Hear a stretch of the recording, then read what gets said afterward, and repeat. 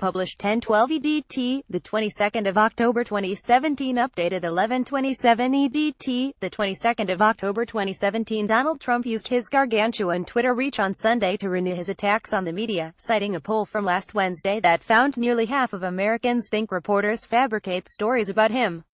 It is finally sinking through. 46% of people believe major national news orgs fabricate stories about me.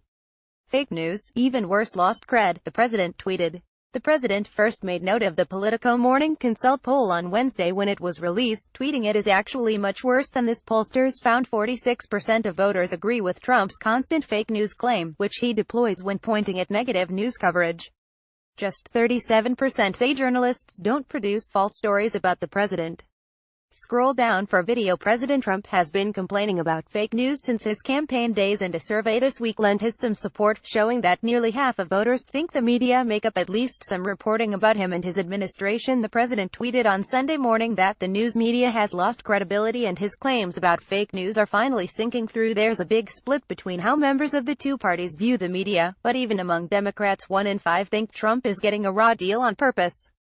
President Trump departed the White House on Sunday morning for a round of golf at his Trump National Golf Club in Sterling. Meanwhile, 76% of Republicans, and 80% of Trump voters overall, agree that news organizations are making their stories up about Trump and his administration, the Republican president. A large majority of Hillary Clinton voters do not, with 16% saying they believed the fabrication claim and another 71% disagreeing. More men said they believed Trump's claim, 50%, than women, 43%. Education made some difference, with 48% of those holding postgraduate degrees sticking up for the media. That's compared to 43% with a bachelor's degree and 33% with no college degree, who also said journalists don't fabricate presidential politics stories. Never one to let a firestorm die quickly, the president claimed last week that it is actually much worse than this. The president has constantly berated the media, calling unflattering news reports fake news. Last week he escalated the battle, suggesting that NBC should lose its broadcast license, a move that a slim majority of Americans would disapprove of. Trump has used the shoot the messenger tactic nearly every day in office, and for months on the campaign trail. Last Tuesday he name-dropped a number of news outlets in a tweet complaining about unfair coverage. So much fake news being put in dying magazines and newspapers.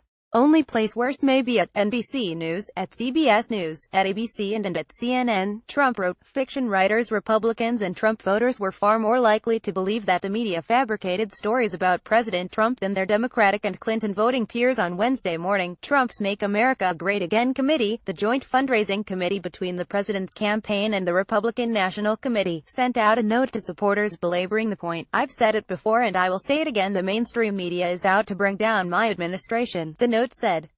"It's a 247 barrage of hit jobs, fake stories, and absolute hatred for everything we stand for as a movement." Earlier this month, Trump made an unusually potent threat, suggesting that NBC's broadcast licenses could be yanked after the network produced a particularly unflattering story about the president. NBC News reported that Trump said at a Pentagon meeting that he wanted to nuclear weapons cache increased by tenfold. That view, reportedly, had prompted Secretary of State Rex Tillerson to refer to the president as a moron. With all of the fake news coming out of NBC and the networks, at what point is it appropriate to challenge their license? Bad for country, Trump tweeted. Later reporting from other news outlets provided evidence on Trump's side, making it clear that the president was interested only in modernizing America's nuclear arsenal. When pollsters asked registered voters if revoking media licenses is something the federal government should be able to do, a slim majority answered no. 51% of respondents said no, while another 28% said Washington should have that power.